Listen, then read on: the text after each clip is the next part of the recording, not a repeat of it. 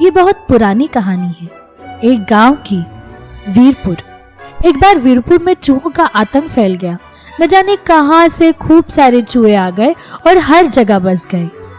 देखते ही देखते चूहे इतने सारे हो गए कि सबका जीना मुश्किल हो गया। चूहे खेत में सारा अनाज खा जाते, दुकान में चावल के, दाल के, सबके बोरे कुतर कुतर के सब खराब कर देते। लोग अपने घरों में भी परेशान थे, किसी की साड़ी कट गई तो किसी का पैजामा। सब कुछ होते हुए भी सब गांव वाले फटे कपड़ों में घूमते थे। चूहे भी ऐसे खतरनाक थे, गांव की सारी बिल्लियां तक उनसे घबरा के भाग गई। गांव वाले चूहे के पिंजरे लगाते तो उसमें फंसता कोई नहीं, पर पिंजरे के तार तक चूहे काट देते। इतने पैने दांत थे उनके, ये साधारण चूहे नहीं थे। अब तो गांव वालों ने भी हार मान ली थी, वो कर भी क्या सकते थे। एक दिन उस गांव में एक मुसाफिर आया। वो अजीब सा दिखता था, एक ऊंची सी टोपी सिर पे और जादूगर वाली पोशाक। उसने सब गांव वालों को इकट्ठा किया और पंचायत की सभा बुलाई। नमस्कार वीरपुर वासियों, मेरा नाम है जंगीरा। मैं बहुत दूर से आया हूँ और आपके गांव की मुश्किल का हल लेके आया हूँ। मुझे पता है कि यहाँ चूहों का आतंक है और मैं इस गांव को इससे मुक्त कर सकता हूँ। अगर आप लोग तैयार हैं तो मैं गांव में एक भी चूहे नहीं रहने दूंगा, गारंटी के साथ। अच्छा, हम इस गांव के मुखिया हैं, पर देखो हमारी भी जेब फटी हुई है। तुम बताओ ऐसी कौन सी दवाई मारोगे और कितने दिन लगेंगे? दवाई? नहीं, कोई दवाई नहीं है। दवाई से चूहे मरते नहीं हैं और शक्तिशाली हो जाते हैं। मेरा इलाज बिल्कुल अलग है और करीब 1 घंटे में सारे चूहे गायब कर दूंगा। आप बात तो बहुत अच्छी कर रहे हो, पर माल कितना लोगे? चूहे गांव का बहुत नुकसान कर देते हैं, ये सब बच जाएगा। मेरे पापा ने कहा है, बेटा तुम्हारे हाथ में हुनर है तो कुछ मुफ्त में मत करना। इस काम का मैं सिर्फ 50 स्वर्ण मुद्राएं लूंगा। 50 स्वर्ण मुद्रा? हाँ, मेरे हिसाब से इतना नुकसान तो हफ्ते भर में ही हो जाता है पूरे गांव का। मुमकिन है, लेकिन फिर भी चूहे खत्म नहीं हुए तो? मैं पैसा पूरा काम करने के बाद ही लूंगा, और एक भी चूहा बच जाए तो 1 पैसा मत देना।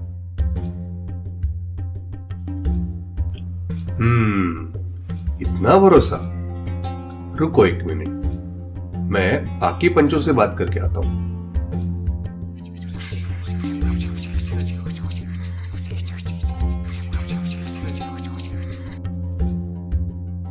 ठीक है भाई जंगीड़ा, हम लोगों को आपका प्रस्ताव पसंद आया। आप चूहे मार दीजिए और पैसे ले जाइए। बहुत आतंक है, बताओ कब करोगे?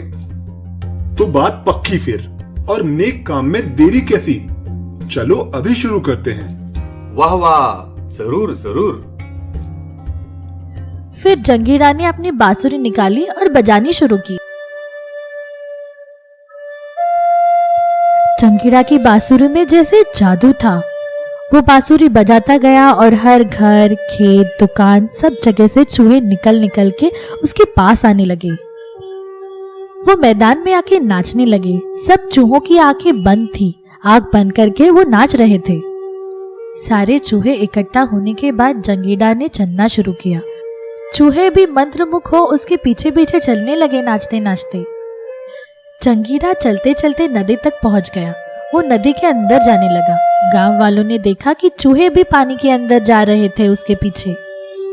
मौत का भय भी इनको रोक नहीं सका। जंगीरा नदी में काफी अंदर तक चला गया और सारे चूहे उसके साथ पानी में चले गए। सब चूहे पानी में सांस न लेने की वजह से मर गए। फिर जंगीरा वापस गांव वालों के पास आ गया। लो जी, हो गया आपका काम। सारे चूहे नष्ट हो गए। अब इस गांव में कोई फटे कपड़े पहन के नहीं घूमेगा। मेरा काम हो गया। अब आप मुझे मेरा पैसा दो तो मैं चलता हूँ। वाह वाह जंगीड़ा, तुम्हारी बांसुरी में तो सचमुच जादू है। पहले तो हमें बिल्कुल यकीन नहीं हुआ था कि ऐसा भी मुमकिन है। हमने तो ऐसे ही हाँ कर दी थी, वरना 50 स्वर्ण मुद्राएं बहुत ज्यादा रकम होती है और तुम्हारे लिए भी तो बस थोड़ी देर का काम था। एक काम करो, तुम ये 2 स्वर्ण मुद्राएं ले लो, अभी भी काफी ज्यादा है, पूरा मुनाफा है तुम्हारा, खुश रहो। कर दी ना नेताओं वाली बात। पंचायत के सामने बात पक्की हुई थी और सबने देखा था। मैंने अपना वादा पूरा किया है, 100%। आप ये ठीक नहीं कर रहे हैं। रुको जंगीड़ा, मैं अपने पंचों से बात करता हूं।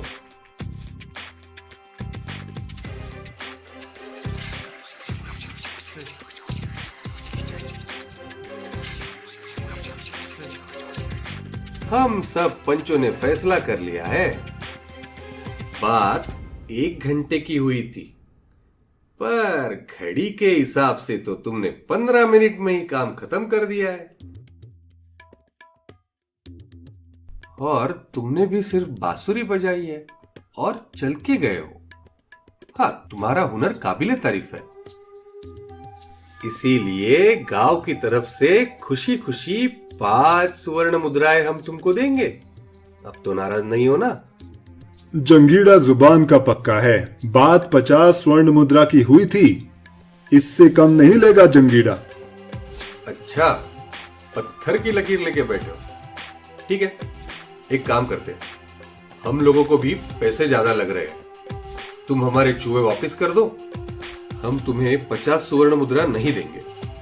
ठीक है, तो अब जो होगा उसका जिम्मेदार मैं नहीं हूं। जो करना है कर लो। लगता है तुमको सरकारी कामकाज करना नहीं आता। पंचों की बात सुन के जंगीड़ा को निराशा हुई। उसने अपनी बांसुरी निकाली और बजाना शुरू कर दी। बांसुरी तो वही थी, पर धुन नहीं थी। लोग भी खड़े खड़े देख रहे थे। वो सोच रहे थे कि क्या ये जादूगर मरे हुए चूहों को अपनी बांसुरी से जिंदा कर लेगा, पर माजरा तो कुछ और ही था। जंगीड़ा की बांसुरी की धुन सुन के गांव के सारे बच्चे बाहर निकल के आ गए और धुन की ओर भागने लगे। धीरे धीरे सारे बच्चे जंगीड़ा के पास पहुंच गए और नाचने लगे। सभी बच्चों की आंखें बंद थी और मंत्रमुग्ध होके नाच रहे थे। ये सब गांव वाले देख रहे थे, देखते रहे। पर जैसे ही जंगीड़ा ने नदी की तरफ चलना शुरू किया, सब गांव वालों के पैरों से जैसे जमीन ही खिसक गई। नहीं, रुको रुको, हमें माफ कर दो, हमसे गलती हो गई।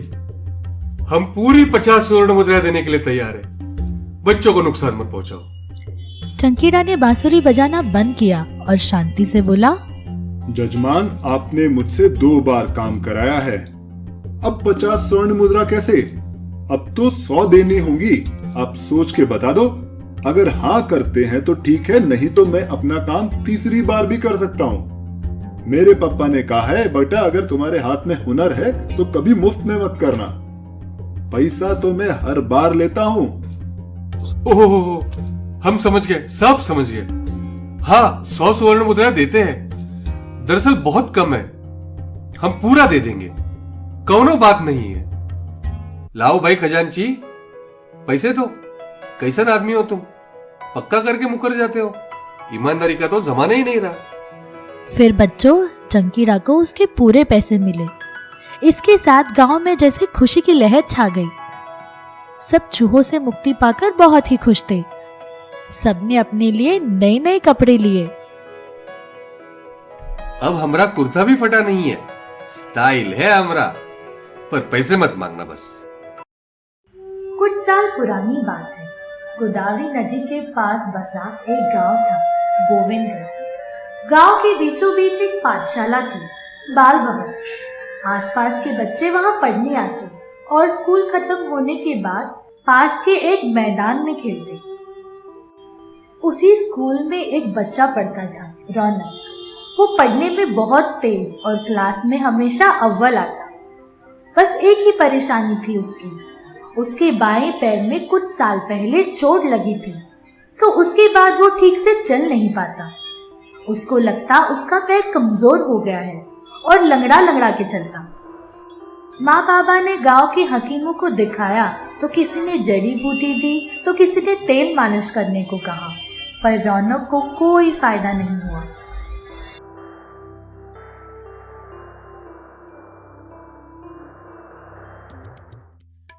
ओ रौनक, तू यहाँ क्यों बैठा है?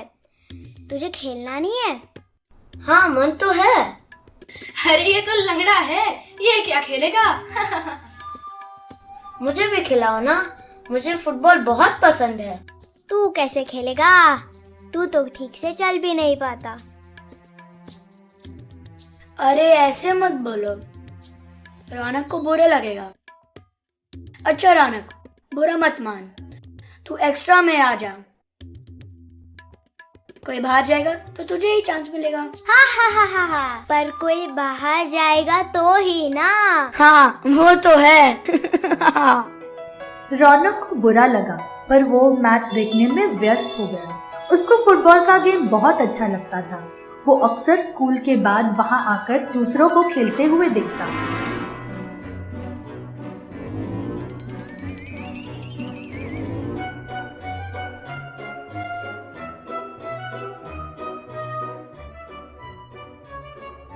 रौनक, ये तूने कैसे किया? इतनी दूर से बॉल को कैसे मारा? भाई मैंने तो कुछ नहीं किया, कोई भूत है क्या यहाँ?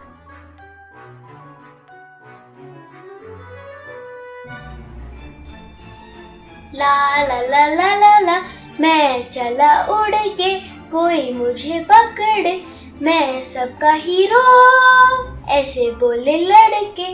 ला ला ला ला ला ला। अबे ये क्या है? मेरी टोपी किसने ली? भूत है क्या? भागना पड़ेगा यहाँ से।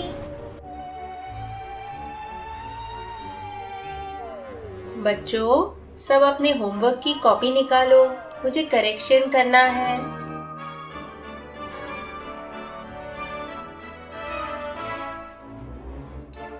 कहाँ रखी मैंने कॉपी? मुझे तो अच्छे से याद है, मैंने इधर ही तो रखा था मेरा कॉपी।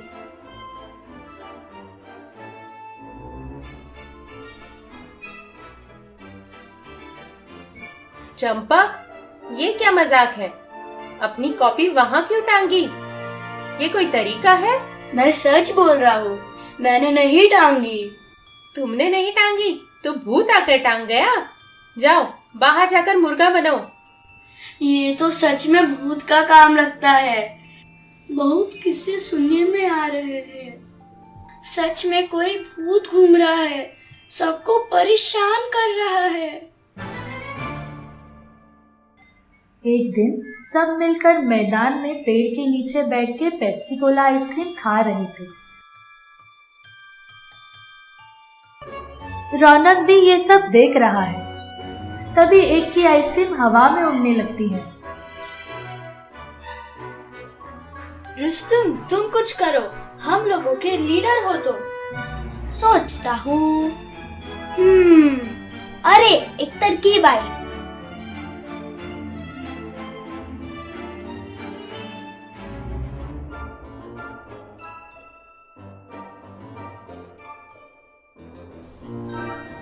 भूत जी, अगर हिम्मत है तो सामने आओ, हम तुम्हें शीशे में देख सकते हैं।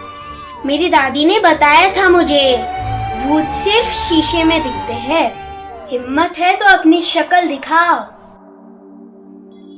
अचानक से हवा तेज होती है और पत्ते हिलते हैं। सारे बच्चे झुंड बना के शीशे के आसपास खड़े हो जाते हैं। तभी भूत शीशे में दिखाई देता है। भूत देख के सारे बच्चे की सिट्टी पिट्टी गुम हो जाती है। रुस्तम भी घबरा जाता है, पर वो चालाकी दिखाता है। अरे भूत, तुम तो इतने सुंदर, इतने स्मार्ट दिखते हो। अरे जब तुम शीशे के सामने इतने स्मार्ट दिखते हो, इसके पीछे जाओगे तो कितने अच्छे लगोगे। भूत जैसे ही शीशे के पीछे जाता है, रुस्तम शीशा को बड़े बड़े पैंच से पेड़ पे कस देता है। भूत शीशा नहीं तोड़ पाता, वो शीशे में कैद हो जाता है। सुन, अपन कल इसको नदी में डालेंगे, अभी तो काफी देर हो गई है। 1 घंटे बाद सब घर चले जाते हैं। रौनक पास में ही चुपचाप सब देखता है। अरे भूत अंकल, तुम तो रो रहे हो। हाँ, देखो ना, इन बच्चों ने मुझे कैद कर दिया है। आप तो सबको कितना परेशान करते थे। इतना कोई नटखट होता है भला? मैं कहाँ परेशान करता था? मैं तो बस शैतान बच्चों को ही सबक सिखाता था। पर परेशान तो किया ना, बुरी बात होती है। मुझे बचा लो, मैं तुम्हारा दोस्त बनकर रहूंगा, किसी को परेशान नहीं करूंगा। पक्का प्रॉमिस करो तो मानूं। हाँ दोस्त, दोस्ती में क्या कोई कच्चा प्रॉमिस करता है?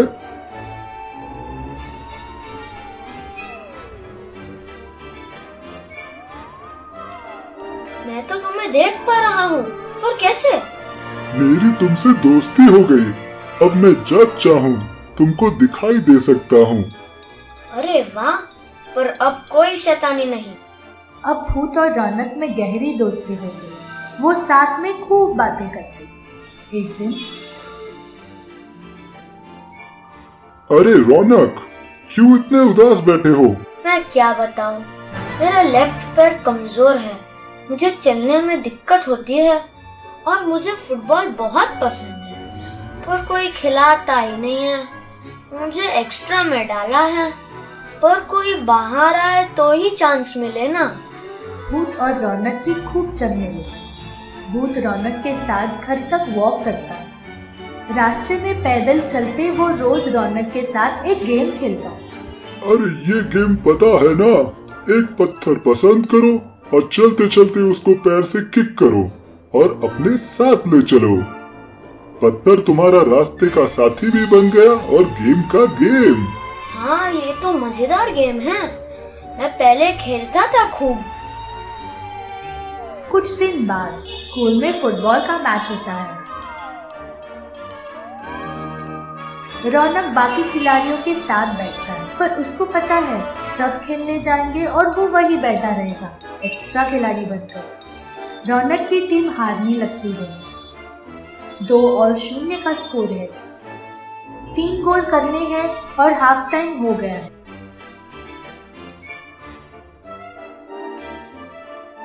पर जैसे ही हाफ टाइम के बाद मैच शुरू होता है, रौनक की टीम का एक बच्चा गिरता है। अरे राजेश को बाहर लेके जाओ, उसको घुटनों में चोट लगी है। कौन है और बाल भवन की टीम में? 12वें खिलाड़ी को भेजो। मैं हूँ।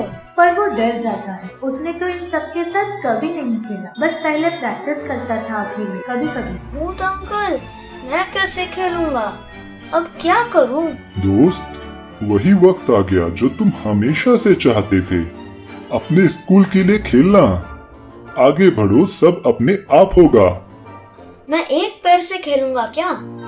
अब किस उलझन में डाल दिया भगवान ने। रौनक, जल्दी आओ, मैच शुरू करना है। सुनो रौनक, मैं तुम्हारे अलावा किसी को दिखाई नहीं देता। एक काम करते हैं, तुम बस मेरे पीछे पीछे रहना और जो मैं करूँ वही एक्टिंग करना। बॉल आए तो मारना, नहीं आए तो कोई बात नहीं, बस ट्राई करना। ये सही आइडिया है। डन है फिर तो। जल्दी आओ, क्या फुसफुसा रहे हो खड़े होकर? लगता है लंगड़ा रौनक पागल भी हो गया है। पर हे भगवान, ये हमें हरा देगा। पहले से 2-0 का स्कोर है, जीतना तो मुश्किल ही लग रहा है। अगले 10-15 मिनट भूत आगे आगे और रौनक पीछे पीछे। वो तो भूल ही गया कि उसको पैर में प्रॉब्लम है। और ये क्या, वो तो भूत को कॉपी करता है। और ये क्या, वो तो राइट पैर से जोर से किक मारता है और ये गोल। सभी ऑडियंस में वाह वाह, बहुत खूब रौनक। थोड़ी देर में फिर वही, भूत आगे आगे रौनक पीछे पीछे और ये एक और गोल। रौनक को विश्वास ही नहीं होता। मैच खत्म होने को 5 मिनट बचे हैं। रौनक का ध्यान भूत से हटकर कब बॉल पे आया और उसको पता ही नहीं चला। वो फिर बॉल के पीछे और ये एक और गोल। रौनक की टीम जीत जाती है। भूत अंकल, क्या मस्त एक्टिंग करके जिताया है आपने। सॉरी भाई, मैंने हमेशा तुम्हें बुरा भला कहा। आज तो तुमने कमाल कर दिया, हमें जिता दिया। भूत अंकल, तुम कब बाहर आए? अरे नहीं, मैं तो 2 गोल होने के बाद ही बाहर आ गया था। क्या? तो 3rd गोल मैंने खुद से किया? अरे सिर्फ 3rd नहीं, पहले 2 भी तुमने ही किए थे। तुमने ध्यान नहीं दिया, पर मैंने तो बॉल को छुआ भी नहीं। तुम्हें पता है, तुम्हारी तरह मैं भी एक फुटबॉल प्लेयर था। मुझे फुटबॉल बहुत पसंद था और मैं इसी मैदान में खेला करता था। पर मैं कैसे कर पाया? मैं तो ठीक से चल भी नहीं सकता।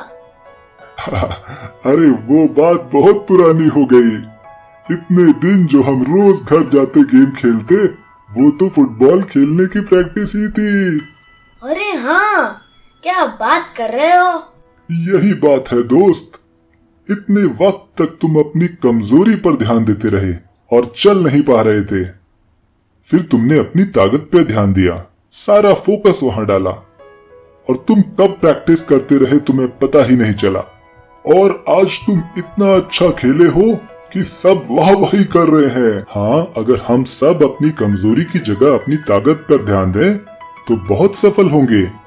यही जीवन का गूढ़ मंत्र है।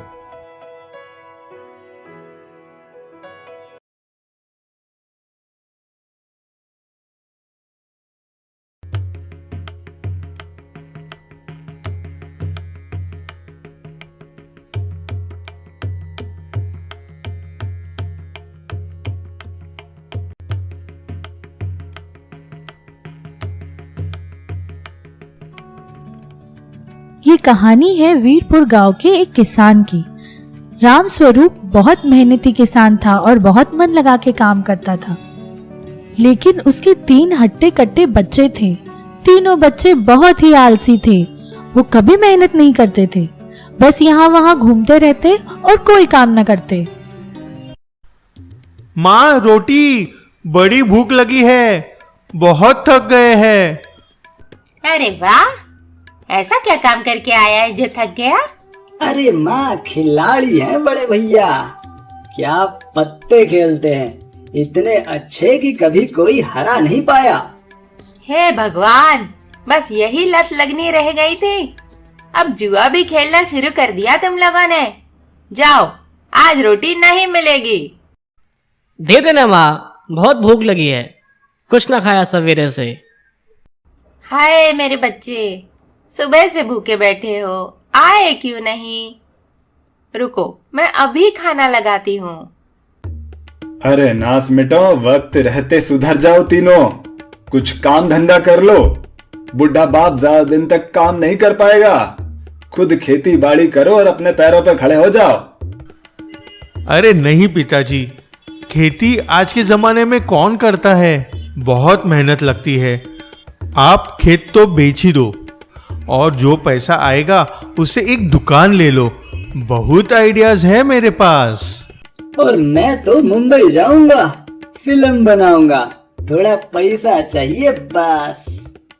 वाह जी वाह, तू क्या करेगा बे छोटे, आज तो तू भी बता ही दे। मैं कुछ क्यों करूंगा? अरे पिताजी, आपने इतना कुछ किया है, उसके बाद भी अगर मुझे काम करना पड़े तो लानत है। अरे ओ भगवान, लठ देना मेरा जरा, तुमने सर पे चढ़ा रखा है, मैं अभी इन तीनों को बराबर करता हूँ। नहीं, भाग नरेश, राकेश। अरे रोटी तो ले जाओ। फिर धीरे धीरे राम स्वरूप बहुत बूढ़ा और कमजोर हो गया। उसका देहांत हो गया। उसके तीनों बच्चों ने अभी भी काम करना नहीं सीखा था। पिताजी के जाने के बाद कमाई का कोई साधन नहीं बचा था। हे भगवान, तुम मुझे भी उठा ले, ऐसे निखट्टू औलाद होने से तो मर जाना ही भला है। पता नहीं अब इनका क्या होगा। परेशान मत हो देवी, मेरे पास इनका इलाज है। जितना मैं इनको जानता हूँ, ये नटखट है, आलसी है, पर नालायक नहीं है। क्या बताऊं पंडित जी, मैं तो हार गई। ना तो ये घर का कुछ काम करते हैं और ना बाहर का। जैसे मैं बताता हूं वैसे करो, सब ठीक हो जाएगा। फिर अगले दिन माँ अपने तीनों बच्चों को बुलाती है और बताती है, बच्चों, पिताजी तो नहीं रहे, पर उनकी एक चिट्ठी मिली है। इसमें उनकी विरासत के बारे में कुछ लिखा है, पढ़ लो। मेरे निखट्टू बच्चों, मैंने अपने जीवन में बहुत परिश्रम किया और बहुत धन इकट्ठा किया। ये सारा धन मैंने अपने खेत में गाड़ दिया है। मेरे मरने के बाद तुम लोग ये सारा सोना खोद के निकाल लेना। तुम्हारा बदनसीब बाप। अरे माँ, ये तो बहुत अच्छी बात है, हमारे तो भाग खुल गए। चल राकेश, नरेश, हम आज ही खुदाई करके सारा सोना ले आते हैं। हाँ भैया चलो। हाँ भैया चलो। फिर तीनों भाई खेत को खोदने में लग गए। 5 दिन तक खोदने के बाद भी कुछ हाथ नहीं लगा। मैं तो थक गया भाई साहब, यहाँ तो कुछ भी नहीं है। हमने तो सारा खेत खोद दिया। अरे बच्चों, बड़ी मेहनत से काम कर रहे हो तीनों, क्या बात है। हाँ, क्या बताए पंडित जी, पिताजी तो मरने के बाद भी हमसे बदला ले रहे हैं। चिट्ठी में लिख के गए कि खेत में कुछ सामान रख छोड़ा है हमारे लिए। हमने सारा खेत छान मारा पर कुछ नहीं मिला। वाह वाह, खेत तो बड़ा अच्छा जोता है तुमने। अब इसमें अगर गेहूं लगा दिया जाए तो क्या फसल निकल के आएगी। बस बीज डालना है और पानी देना है, सोने जैसी फसल निकलेगी, सोने जैसी। भैया पहली बार मेहनत की है, इतना पसीना बहा के भी अच्छा लग रहा है। चलो ये भी कर लेते हैं, शायद कुछ मेहनत की भरपाई हो जाए। सही कह रहे हो भैया, पिताजी तो अकेले ही सारी खेती करते थे, हम तो फिर भी 3 भाई हैं। मन लगा के काम करो तीनों भाई, बीज डाल के सिंचाई करो, रोज करो, और फसल की रखवाली भी करो, कोई जानवर ना आने पाए। तीनों भाइयों ने बहुत ही मेहनत से काम किया और उनको अपने कठिन परिश्रम का फल भी मिला। बहुत ही अच्छी फसल हुई और बिल्कुल सोने जैसा सुंदर गेहूं उगा। वाह भैया, देखो कितनी अच्छी खेती हुई है। सरकार गेहूं का 1.5 गुना दाम दे रही है, बहुत मुनाफा होगा। हाँ छोटे, चल जल्दी से बेच आते हैं और जो पैसा आएगा उनसे एक दुकान लेंगे, रेशन बेचेंगे, महेश एंड ब्रोस। अरे नहीं भैया, मेरी फिल्म के लिए पैसा बचा लेना। मैंने तो बच्चन साहब से बात भी कर लिया है। बच्चन साहब से? चलो ये अच्छा हुआ, अब ये सारा खेत मेरा है। मेरे बच्चे अब मेहनत की कीमत जान गए हैं। तीनों मिलके खेत में काम करते हैं, खुश है। व्यूअर्स, आप भी समझ गए ना, आलस करके कभी तरक्की नहीं मिलती। आप लोग अगर मेहनत करोगे तो जरूर सफल होगे। और अपने माँ बाप का ख्याल रखना, सेवा करना। चलती हो, बाय। बच्चों, ये कहानी है एक बाग की। बाग मतलब बगीचा। एक बहुत सुंदर बगीचा था जहाँ तरह तरह के फलदार वृक्ष, पेड़, पौधे और सुंदर सुंदर फूल थे। इस बगीचे का मालिक एक बड़ा सा राक्षस था जो कई साल बाद अपने घर वापस आया था। राक्षस ने वापस आने पर देखा कि उसके बगीचे में बहुत सारे नन्हे बच्चे खेल रहे हैं। ये देख के राक्षस को बहुत गुस्सा आया। अरे ओ बच्चों, ये बगीचा मेरा है, तुम लोग यहाँ क्यों खेल रहे हो? निकलो, जाओ मेरे बगीचे से। राक्षस की आवाज सुनकर सारे बच्चे फौरन वहाँ से भाग गए, पर राक्षस ने सोचा, अभी तो मैंने डांट के भगा दिया है, पर मैं हमेशा तो नहीं रहता। ये बच्चे मेरे बगीचे में नहीं खेलने चाहिए। फिर राक्षस को एक उपाय सूझा। उसने बड़े बड़े पत्थर लेके इकट्ठे किए और अपने बगीचे की चारों ओर एक ऊंची दीवार खड़ी कर दी। अब मेरा बगीचा सेफ है, यहाँ कोई नहीं आ सकता। हा हा हा। दीवार देख के बच्चे बहुत उदास हुए। उनसे उनका बगीचा छीन गया था। अरे पप्पू, अब हम कहाँ खेलेंगे? हमारा सुंदर बगीचा। क्या कर सकते हैं, राक्षस बहुत शक्तिशाली है और खतरनाक भी। बच्चे तो चले गए पर बगीचे में एक अनजान सी शांति छा गई। सब पेड़ उदास। भाई पीपल, कब से कोई बच्चा नहीं आया हमारे साथ खेलने, और हमको तो अपनी शक्ति बच्चों के हंसने खेलने से ही मिलती है। अगर ऐसा ही चलता रहा तो ये बगीचा नहीं बच पाएगा। हाँ भैया आम, जब से ये राक्षस आया है बच्चे नहीं आ रहे, पर हम तो कुछ कर नहीं सकते। फिर कुछ महीनों बाद सर्दी का मौसम आया, बर्फ गिरी और बहुत ठंडी हो गई। बगीचे के सारे पेड़ पौधे मुरझा गए, सबकी पत्तियां झड़ गई और सिर्फ तने ही बचे थे। लेकिन कुछ महीनों बाद बाकी जगह बसंत आई और सब बर्फ चली गई, पर राक्षस के यहाँ सर्दी ही थी और बर्फ जमी हुई थी। अरे ये क्या हो रहा है? सब जगह सुहानी धूप है पर मेरे यहाँ ही बर्फ पड़ी है। हे भगवान, न जाने ये क्या श्राप है। तभी वहाँ एक तोता और एक बुलबुल बात कर रहे थे। अरे बुलबुल, यहाँ तो बहुत ठंड है, बाहर तो अच्छा मौसम है। तोता भैया, यहाँ पहले बच्चे खेलने आते थे, अब कोई नहीं आता। सारी कुदरत उदास है, राक्षस बच्चों को आने नहीं देता। देखो कितनी ऊंची दीवार बनाई है। राक्षस पंछियों की भाषा समझ सकता था। ये सुनते ही उसको फौरन समझ आ गया। उसने बड़ी मेहनत से फिर से वो पत्थरों की दीवार हटा दी और उसने बच्चों को जाके कहा, अरे बच्चों, तुम लोग मेरे यहाँ खेलने आओ। सुबह खेलो, हाँ पर दोपहर को मैं सोता हूँ, फिर शाम को तो मैं भी तुम्हारे साथ खेलने आऊंगा।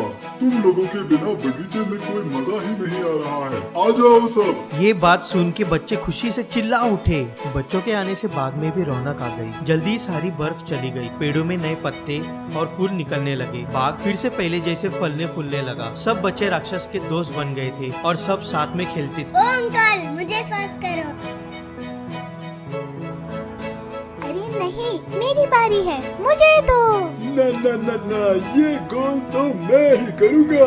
हा हा हा हा हा। तो भैया आम, अब तो खुश हो ना? फ्रेंड्स, अगर आपको हमारा वीडियो पसंद आया है तो इस वीडियो को लाइक कीजिए और हमारे चैनल को भी सब्सक्राइब कीजिए।